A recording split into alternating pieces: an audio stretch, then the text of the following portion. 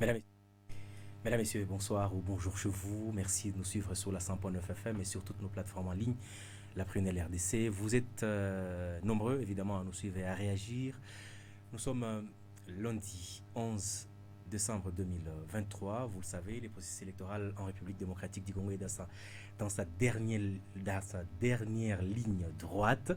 En tout cas, le 20 décembre, en principe, les élections devraient avoir lieu dans ce pays. Des élections générales évidemment pour la présidentielle, les élections législatives nationales et provinciales ou encore les élections des conseillers communaux. En RDC, évidemment, l'incertitude plane toujours sur cette élection alors que les candidats se précipitent évidemment pour convaincre des potentiels électeurs. Comment des candidats se préparent? Nous allons recevoir sur ce plateau un éminent d'avocat et aussi un candidat député national que vous allez découvrir sur ces plateaux. Mais en attendant, je reçois sur ces plateaux pour ce soir Dr Luc Ankembran. Il est, lui, de l'Observatoire de la parité. Et bonsoir Luc. Bonsoir. Bienvenue sur le plateau de la parité. Merci beaucoup. C'est un plaisir de vous recevoir ici. Eh bien, vous organisez ces derniers temps une campagne, une exposition itinérante que vous appelez Stop au harcèlement sexuel. C'est donc une exposition itinérante que vous placez dans les écoles, dans les universités, dans les églises. Est-ce qu'on peut en savoir plus? Oui, c'est à l'occasion de ces jours d'activisme contre les violences basées sur le genre ou envers les femmes ou envers les jeunes filles, qui s'est terminée hier, que nous avons organisé cette exposition avec l'appui de la coopération allemande, la GIZ, et nous l'avons effectivement déployée parce que nous sommes convaincus que cette forme de violence basée sur le genre, qui est malheureusement banalisée, quotidienne, qu'est le harcèlement sexuel, doit absolument être combattue. Parce que elle est en quelque sorte précurseur de violences basées sur le genre beaucoup plus graves, comme on a d'ailleurs pu s'en apercevoir en passant dans certaines écoles. Alors, évidemment, c'est peut-être pour prévenir les pires, mais d'où vous est venue l'idée et comment vous procédez? L'idée nous est venue justement de notre partenaire. La GIZ avait réalisé des grandes affiches pour prévenir le harcèlement sexuel au sein de cette institution, si on veut, qu'est la GIZ. Et nous leur avons simplement dit, mais c'est dommage de n'utiliser cela qu'en interne. C'est un problème tellement généralisé que nous pouvons en faire justement une exposition en rajoutant quelques panneaux supplémentaires explicatifs que nous allons diffuser vers le public, vraiment un public très vulnérable au harcèlement sexuel, essentiellement les jeunes filles. C'est pour ça que cette exposition, elle explique bien sûr ce qu'est le harcèlement sexuel, il s'agit de quoi, de quels gestes, de quels actes, de quelles paroles, etc. Et où on peut le rencontrer, dans différents lieux, donc dans les entreprises, mais aussi dans les transports publics, dans les écoles, etc. Et chose qui nous est apparue lorsque nous sommes allés dans différents lycées de Bukavu et à l'extérieur, on le rencontre aussi, ce harcèlement sexuel, dans le milieu familial et peut-être plus qu'ailleurs. C'est une... vous savez, quand il y a dans une famille un cousin, un oncle, ou parfois même le père, qui se met à vouloir avoir des attouchements avec la jeune fille de la famille, etc. Attouchements qui peuvent aller beaucoup plus loin d'ailleurs que de simples petites caresses, etc. Eh bien, les jeunes filles que nous avons rencontrées ces 2 dernières semaines à l'occasion de l'exposition au lycée Chirezi, au lycée Tchania, à Cabaret, au lycée lycée Wima, etc., à l'UOB, dans d'autres universités où nous allons aller. Bon, on a mis cela en évidence. Et ça va d'ailleurs nous amener à compléter l'exposition et la campagne, et la continuer surtout dans les semaines qui viennent et en 2024. Ce que vous essayez de dire, c'est que le phénomène est plus ancré dans la communauté que on en parle d'ailleurs, parce qu'on sent qu'il est là, mais les tabous, c'est de toujours parler, de toujours s'exprimer ou de toujours dénoncer ça dans les familles, dans les communautés. Oui, le phénomène, bon, il est bien connu, mais il y a une forme d'hypocrisie qui pèse un peu là-dessus. Et bien sûr, on en parle, par exemple, on parle dans les universités des points sexuellement transmissibles, etc. On connaît. On en parle beaucoup moins de ce qui se passe au sein des familles. Hein? Là, il y a vraiment un véritable tabou. C'est pour ça que les derniers panneaux de l'exposition parlent de libérer la parole, de briser le silence, de dénoncer.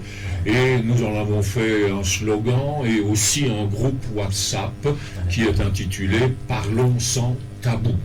Et nous avons donc invité les jeunes des écoles, les jeunes filles des écoles, surtout des classes terminales, mais aussi les étudiants de l'UOB, à s'inscrire dans ce groupe WhatsApp.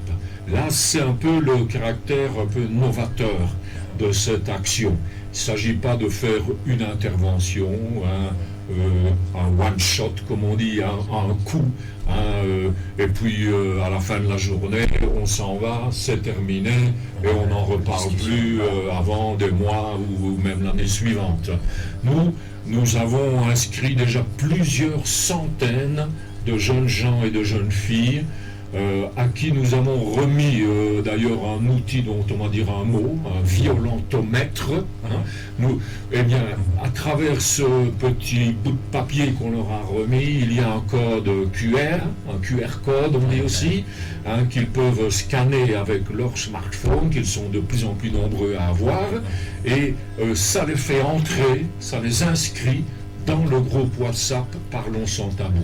Ça veut dire que nous allons pouvoir continuer à échanger avec eux pendant des semaines, des mois, etc., sur ce sujet-là, mais aussi sur d'autres sujets qui sont complètement tabous, beaucoup de sujets liés à la santé sexuelle et reproductive, les questions par exemple de l'avortement font aussi l'objet d'un assez grand tabou, etc. Et bien d'autres questions. L'éducation sexuelle, qui se fait très peu dans les familles, qui se fait très peu à l'école, et qui risque de plus en plus de se faire avec ceci, le smartphone.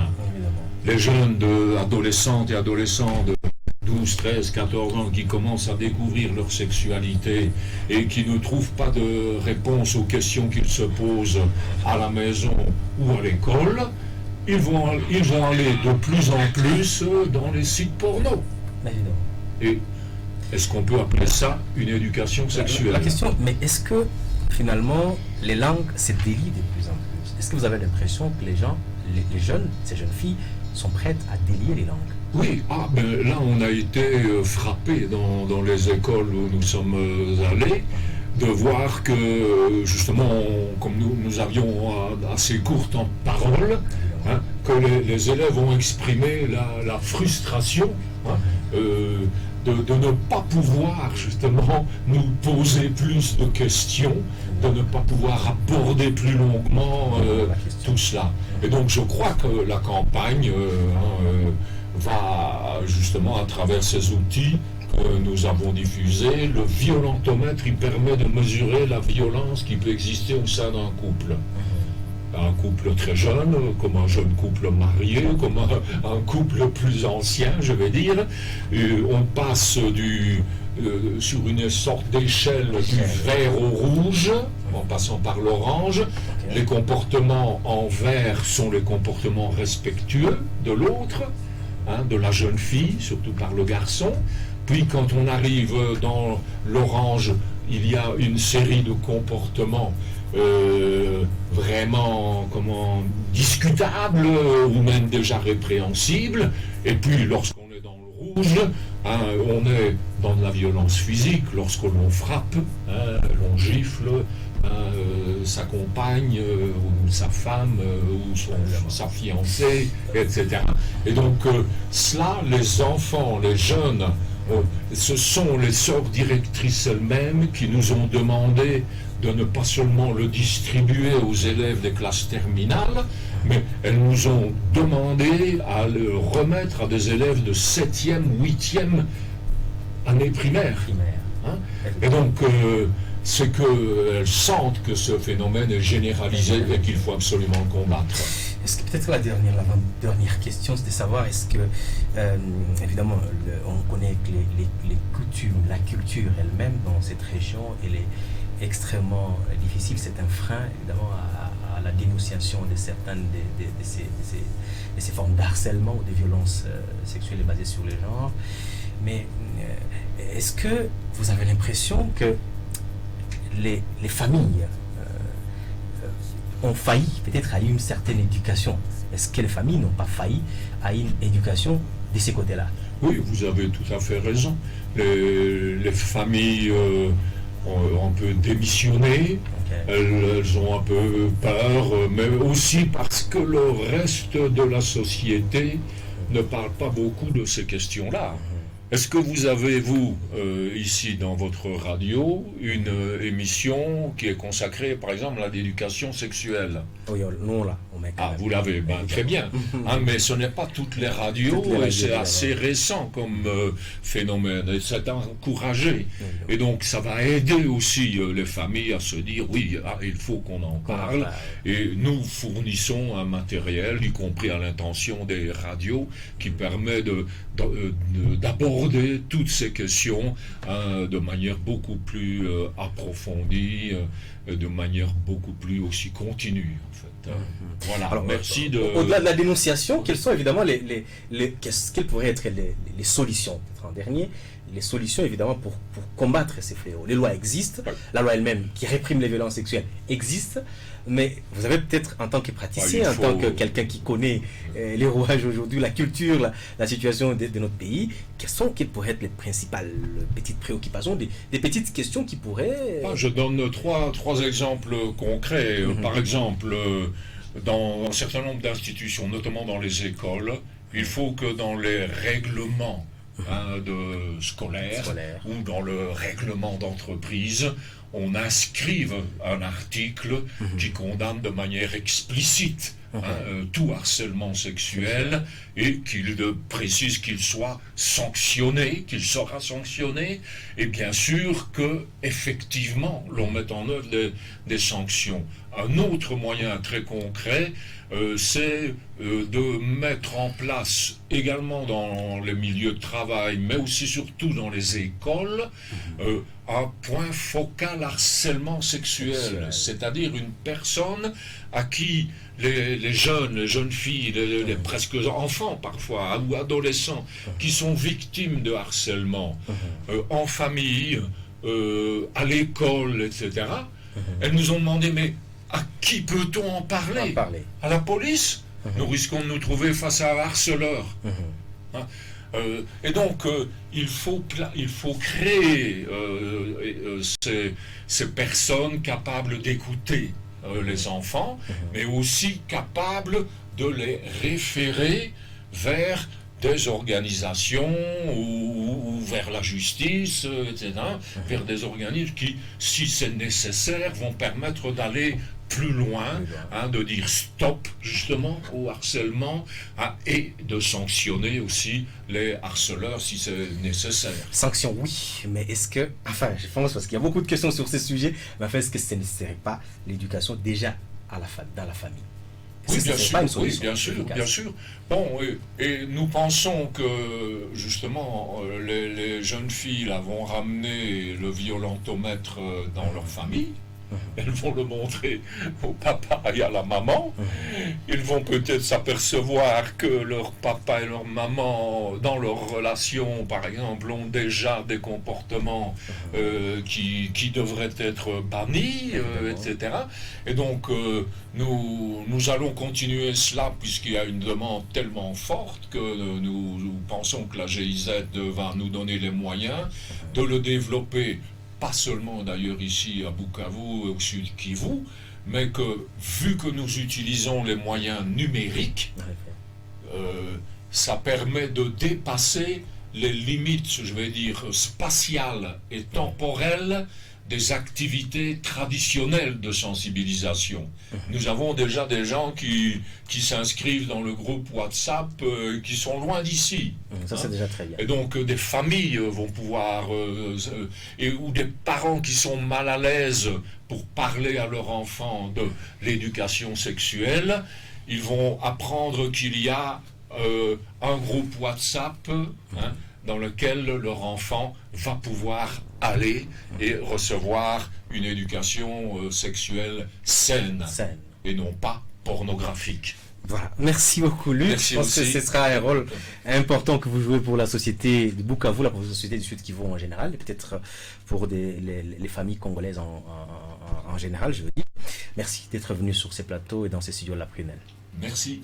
Merci énormément. Merci au professeur Luc. Je préfère l'appeler Luc parce que l'autre nom est parfois très compliqué. Eh bien, merci d'être venu sur ces plateaux.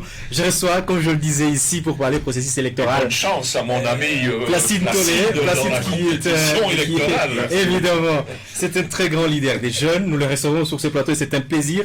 Ça a toujours été un plaisir et un honneur de le revoir et de parler avec lui. Et cette fois, c'est en direct ici. Bonsoir Placide. Bonsoir David Honneur. Merci d'être venu. Vous n'êtes plus à présenter dans cette ville. Merci à la Prunelle. Mais finalement, pourquoi vous êtes engagé à être candidat ou à compétir évidemment comme candidat député national dans cette ville de Bukavu? Oui, il faut dire que c'est vrai, ça fait longtemps. Bon, c'est la première fois que je le fais. Et donc j'ai observé tous les autres processus électoraux. Et j'étais spectateur, je dirais, parce que j'ai eu à voter. J'ai fait confiance à plusieurs reprises à quelques individus. Et moi, je pensais que ça pouvait marcher avec eux. Comme beaucoup d'autres jeunes qui suivent certains leaders, certains grands noms. Voilà. Alors, mais à un certain moment, parce que, bon, évidemment, je ne me suis pas présenté, donc je suis Placide Ntolé, comme tu l'as dit. Je suis de la ville de Bukavu. J'ai eu la chance de vivre dans les 3 communes de la ville de Bukavu. Je connais tous les coins et recoins de la ville de Bukavu, toutes les avenues, tous les quartiers. Et à ce titre aussi, je connais que c'est un atout. Moi, je n'ai jamais vécu à la Guinée. Oui. Je ne connais pas trop les réalités, quoi. Exactement. Je suis avocat de profession.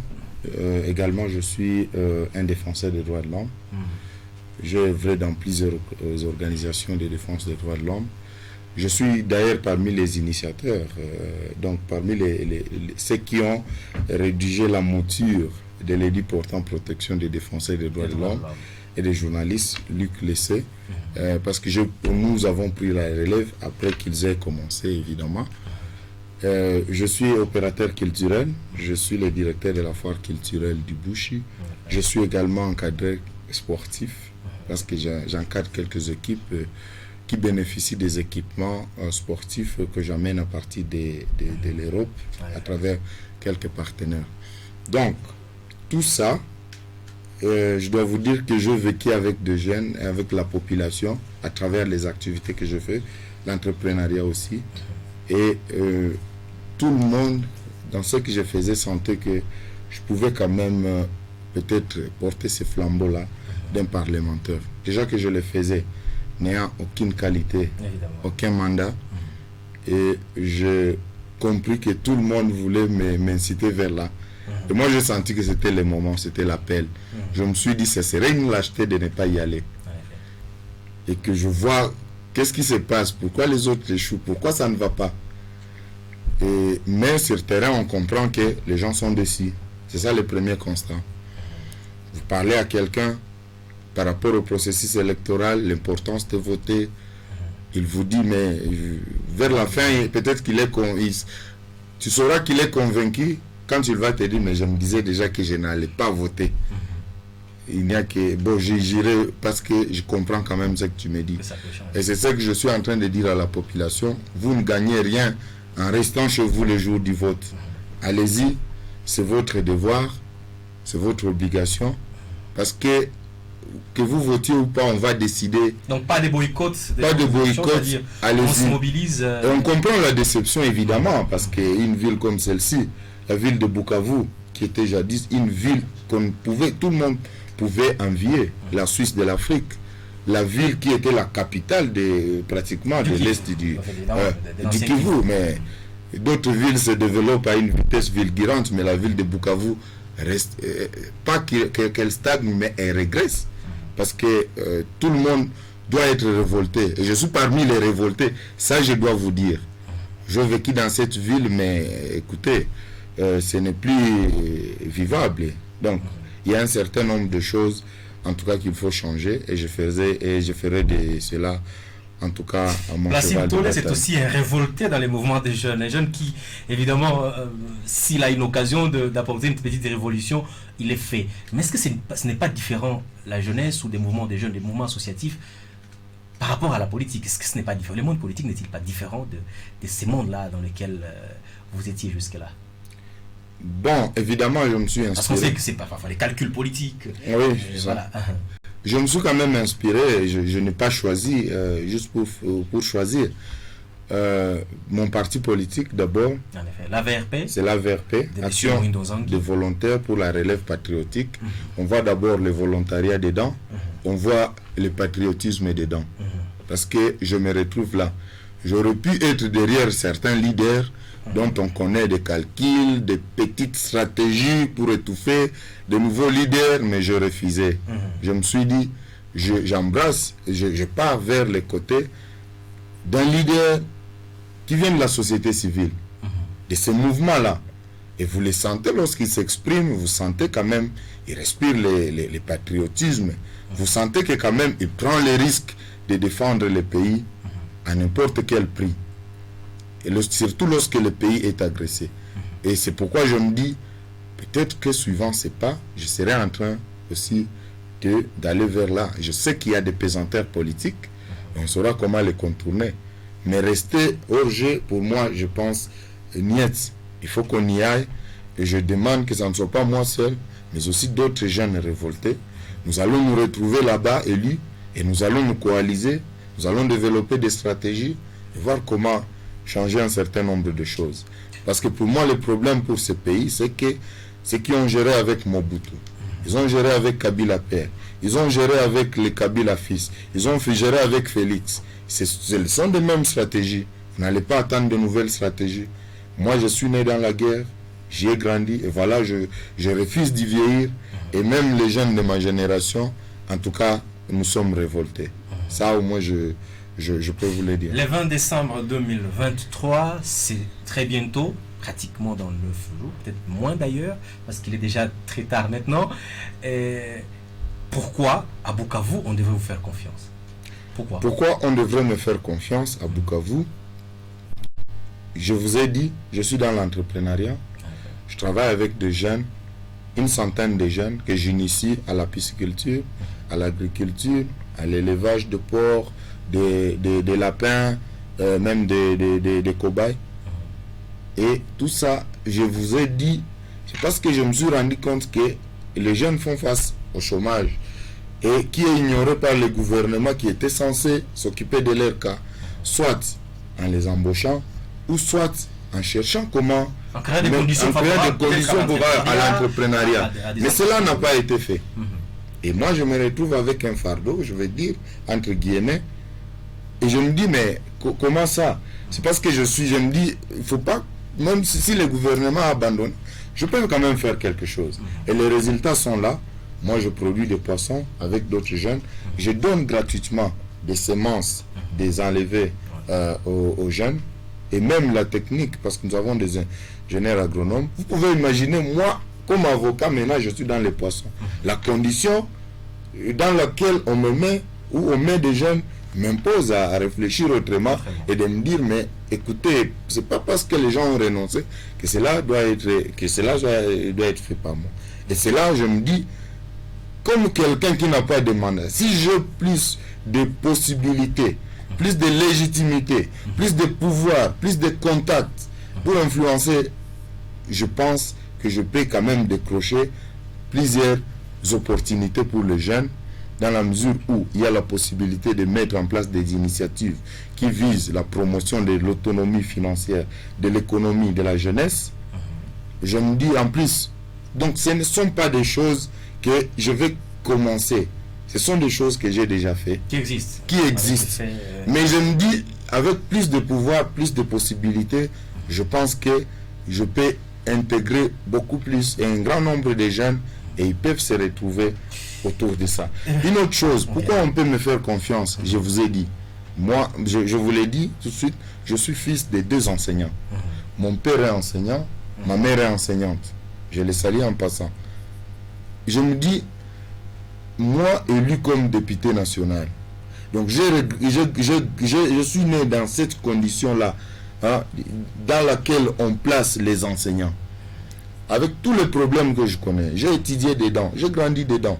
Salaire insignifiant, qui arrive tardivement, donc vers les 45 du mois. Il y a un problème de mécanisation des enseignants, de nouvelles unités. Il y a la gratuité de l'enseignement qui boite. Qui pose toujours problème. Une fois à l'Assemblée nationale, je pense que je suis le mieux placé pour plaider la cause de l'enseignant et en faire mon cheval de bataille.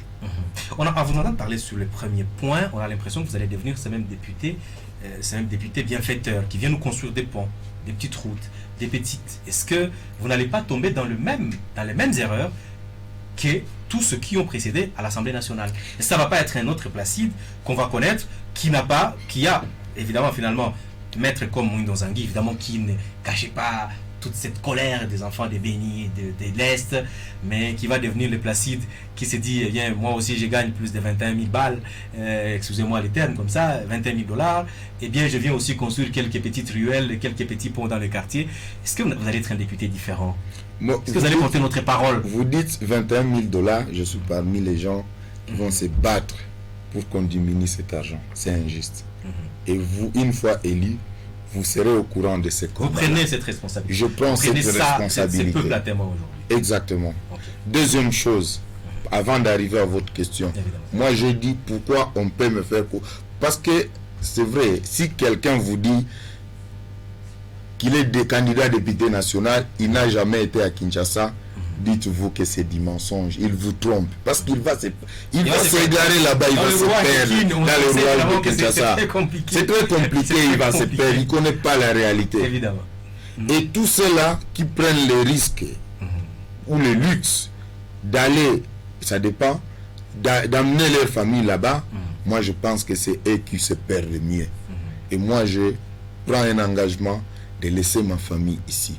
Non seulement je reviendrai par obligation parlementaire, vacances parlementaires, mais aussi je reviendrai par obligation familiale.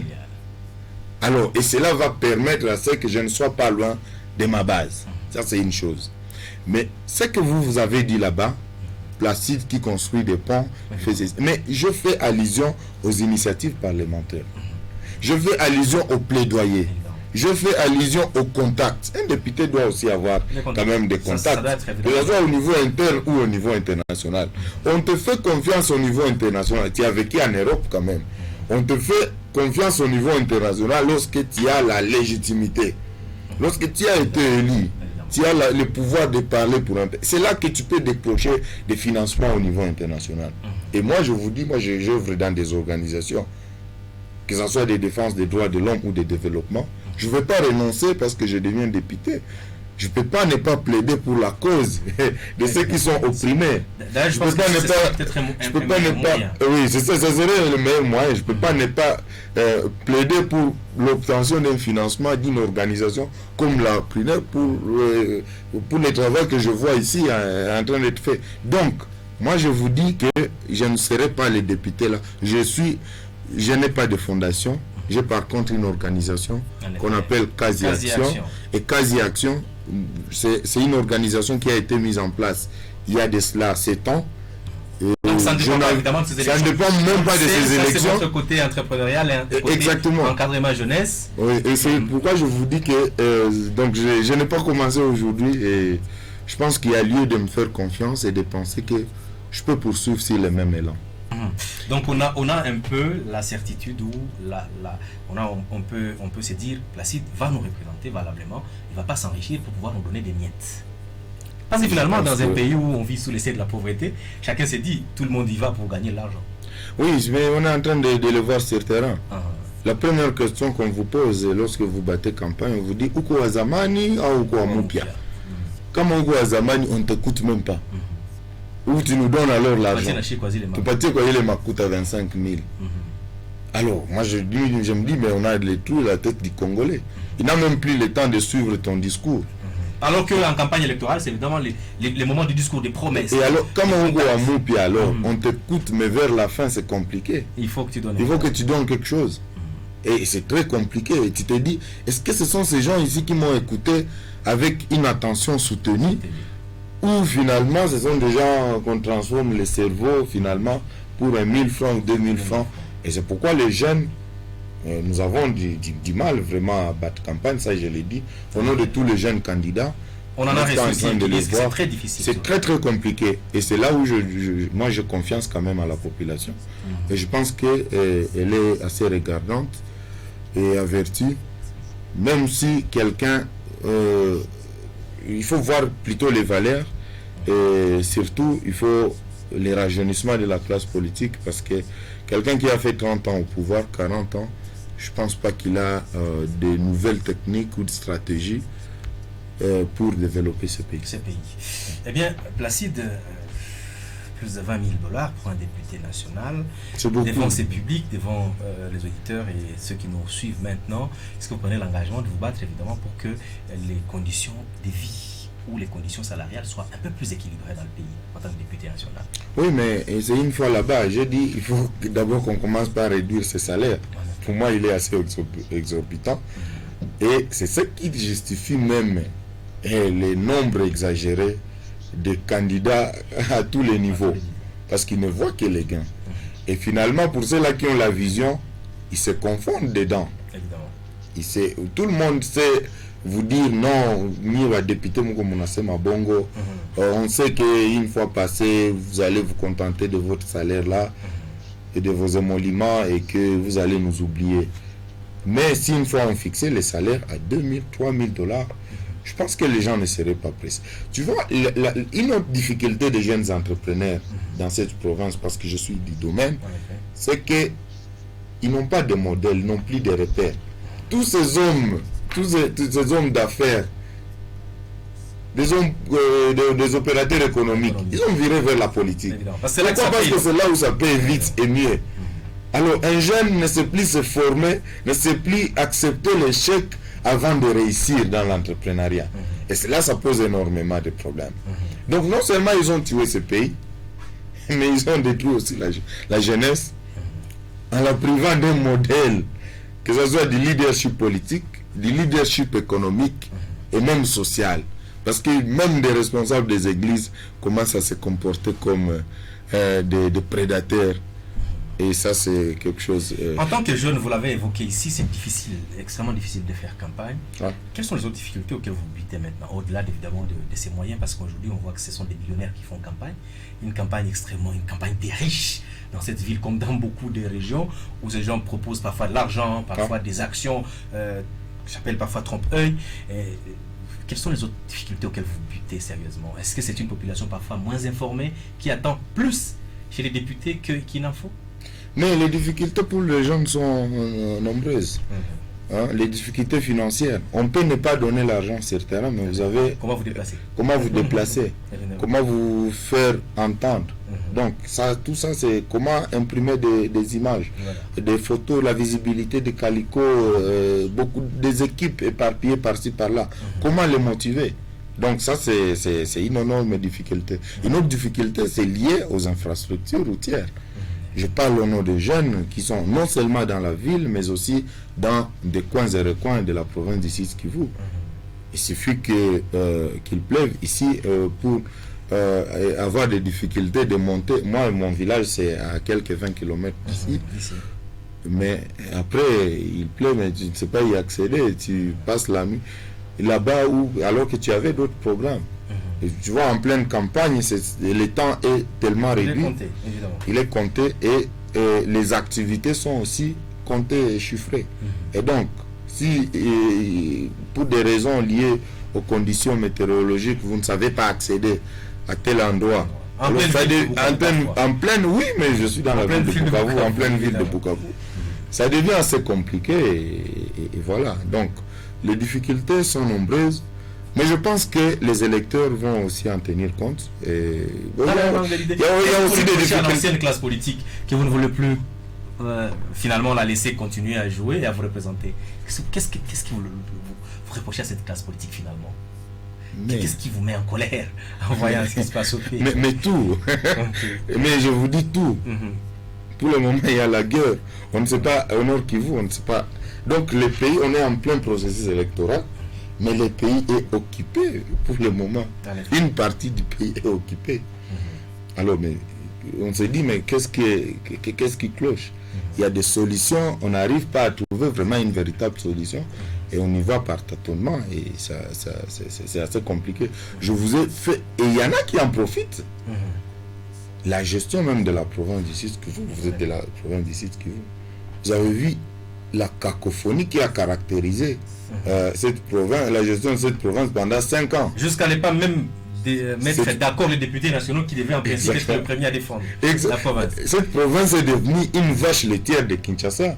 À un certain moment, on s'est révolté. Et quand j'étais à Kinshasa, on a constitué un mouvement de jeunes leaders.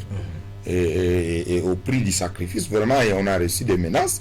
On nous a même brandi de l'argent pour nous corrompre. Mais nous, on a refusé. Ça, je vous dis, on a refusé. Après, vous me demandez vraiment à cette province où on ne sait même plus accéder dans des territoires.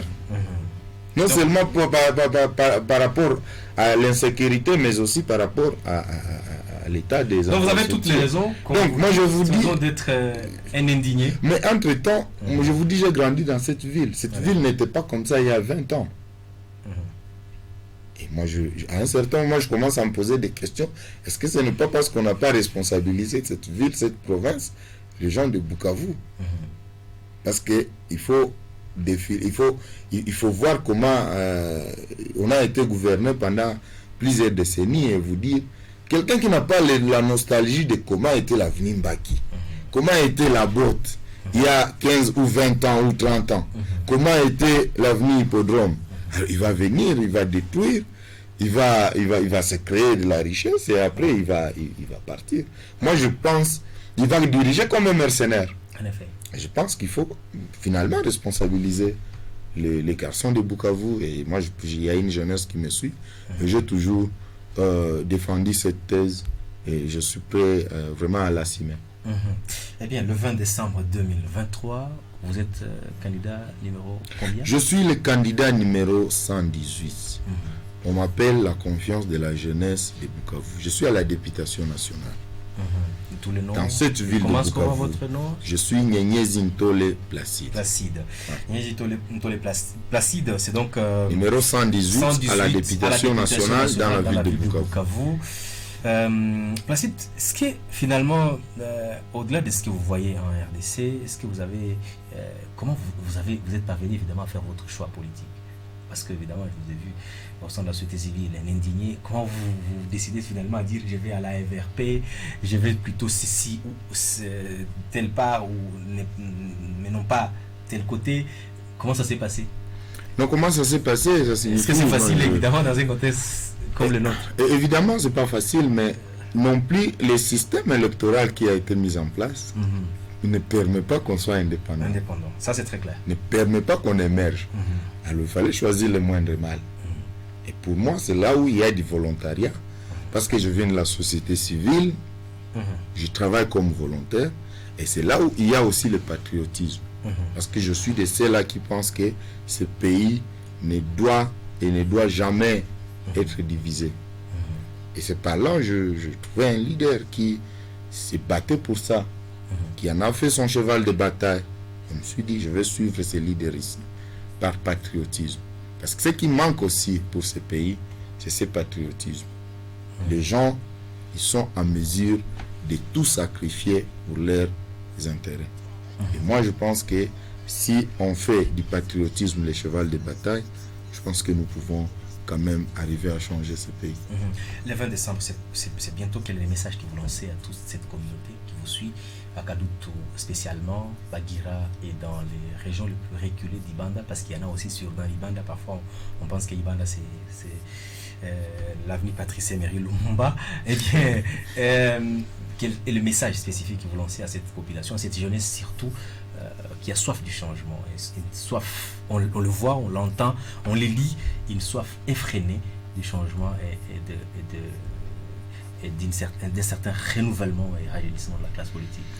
Oui, mais à cette population qui a soif du changement, nous pouvons leur dire de nous faire confiance. Moi, personnellement, dans la ville de Bukavu et d'autres jeunes, je ne suis pas les seuls, ils sont candidats éparpillés dans différents territoires de la province du Sud Kivu, bien que... On vu là, par exemple, il y a André Biadounia aussi, un ancien acteur de la société civile. Mais bien que étouffé, parce qu'on ne voudrait pas, ils sont rares les gens comme vous qui nous donnent des occasions de nous exprimer. Parce que parmi les difficultés, il y a aussi des médias qui nous... L'accès aux médias, ça coûte cher. Et ça coûte cher pendant cette période. Et là où nous devons le dire assez clairement. Et moi, je suis en train de leur dire, vous ne nous aidez pas à un certain moment et vous n'aidez pas ces pays. Alors, moi, le message, c'est de dire à la population, ne soyez pas déçus.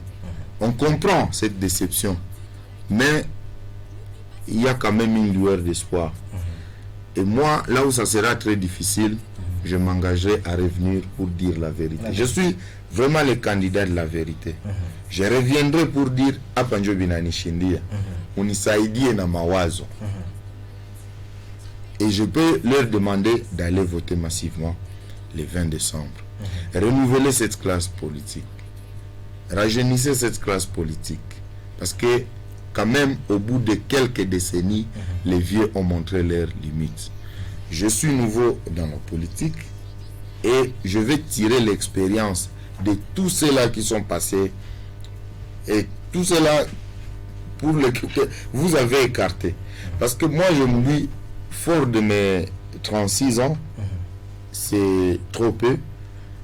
Je suis encore jeune. 5 ans, c'est peu. Dans 5 ans, j'aurai 41 ans. Et je pense que je ne suis pas prêt à sacrifier mon avenir politique pour les 5 ans ici. Je souhaite même, là où c'est compliqué, vous dire non, je démissionne parce que je trouve que ça, c'est assez compliqué. Donc, je ne suis pas prêt à sacrifier mon honneur, mon avenir politique pour les 5 ans ici, parce que ça passe comme avec une vitesse fulgurante.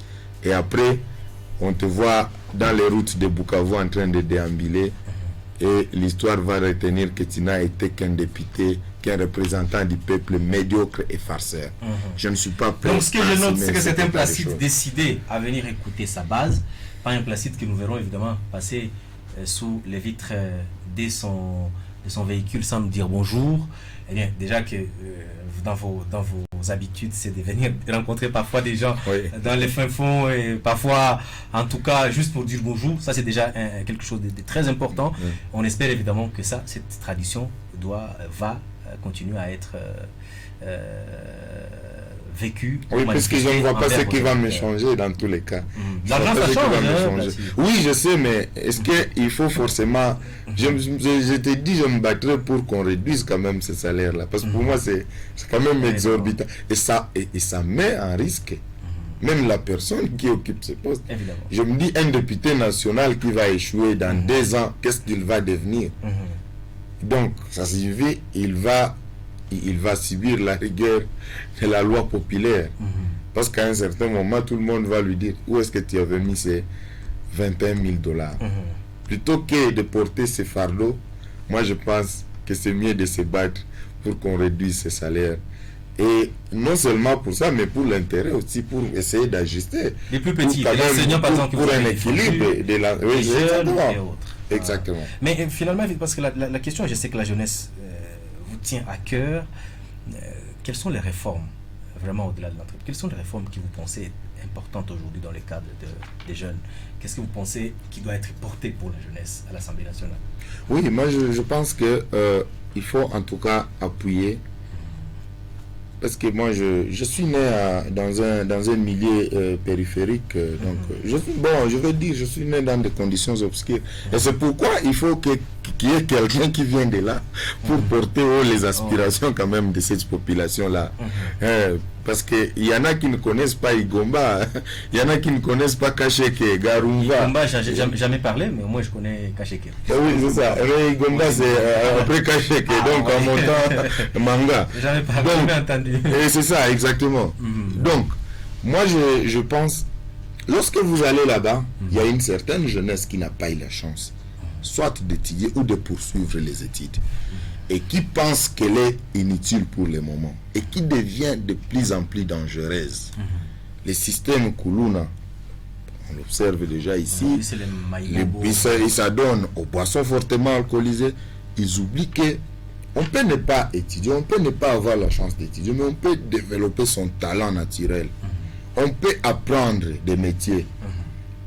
Et pour moi, je pense qu'il est très important qu'on mette en place des initiatives qui visent à créer des centres d'encadrement, de réinsertion socio-économique de ces jeunes-là.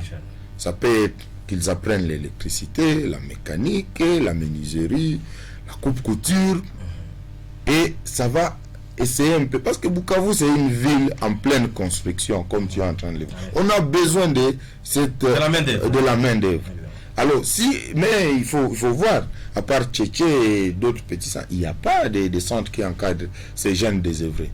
Et moi, je pense qu'il est très, très important de voir comment encadrer cette jeunesse et pour réduire les risques de ce qu'ils peuvent devenir en termes de dangerosité pour notre communauté. En tout cas, un très bon un agenda pour la jeunesse. Nous sommes à la Prunelle FM, la radio des jeunes. Les jeunes et par les jeunes, la radio donc de l'agenda jeunesse et sécurité. Merci Placide d'être venu. Est-ce que vous avez peut-être ce qui vous tient à cœur, un message ou des choses à dire? Ce qui me tient à cœur, c'est mon numéro, le 118. C'est très clair.